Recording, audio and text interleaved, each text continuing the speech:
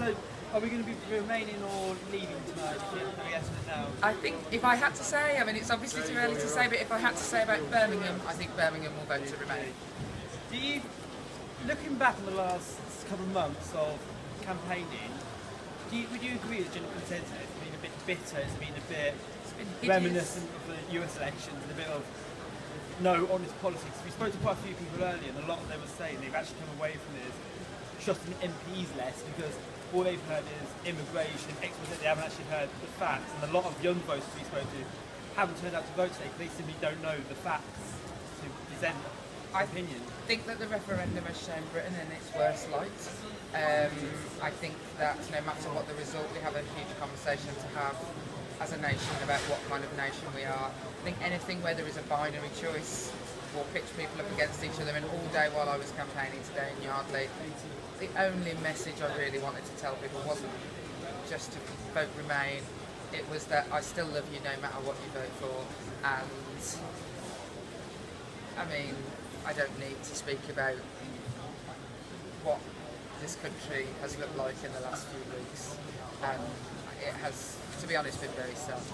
Obviously you're Labour MP, but how do you see where do you see Cameron in the next 4 weeks? Would you still expect him to remain in power after all the... It's like Teflon, he'll stay. He'll stay, and they're already lining up to say that he should stay because they all want to keep their jobs. As soon as they thought that it was going to split for Remain, they sneaked back up, and frankly I think David Cameron has an awful lot of questions to ask. I think that he has divided our country, not just in the referendum, and the bitterness doesn't just come from the referendum.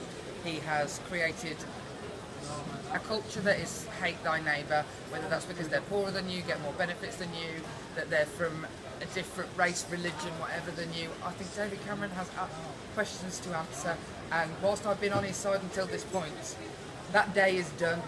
And obviously, I know this is about a negative topic to end on. Obviously, last week, your fellow MP Joe Potts was tragically murdered. A lot of people have come out and said, obviously she was very passionate for that deep, and that her death actually united the Remain camp, and got a lot of undecided voters. Because obviously her husband gave a massive speech yesterday, a really emotional speech. Do you think that kind of put into perspective for a lot of people how petty the differences were, and actually realise at the end of the day we're all just one country? I mean, what impact do you think her death had on the outcome? I think that what Jo has done for the country in her death is to remind us of how much we love each other, and that will be her abiding legacy. And the outpouring of love for Jo is one that we all now have to find for each other. And I don't think Jo's death will have solely swung it for the Remain campaign, but lots of people have contacted me and said they're voting for her. And when I put my cross in the box this morning, she was the only person I was thinking about, and I imagine that there will be lots of things from going forward where Jo's death will hopefully unite us. Final question. Looking back, obviously you mentioned earlier about how this campaign's been handled. Do you think any change will come out of how we handle politics? Do you think the way this campaign's been fought will have any lasting impact on how politics is advertised, how politics is received, or how we even vote?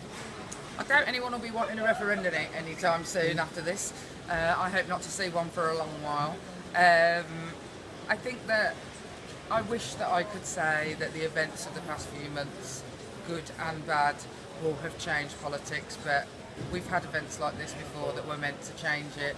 I'll go back to being called scum as if I'm nothing but, somebody on a gravy train. People will go back to distrusting politics.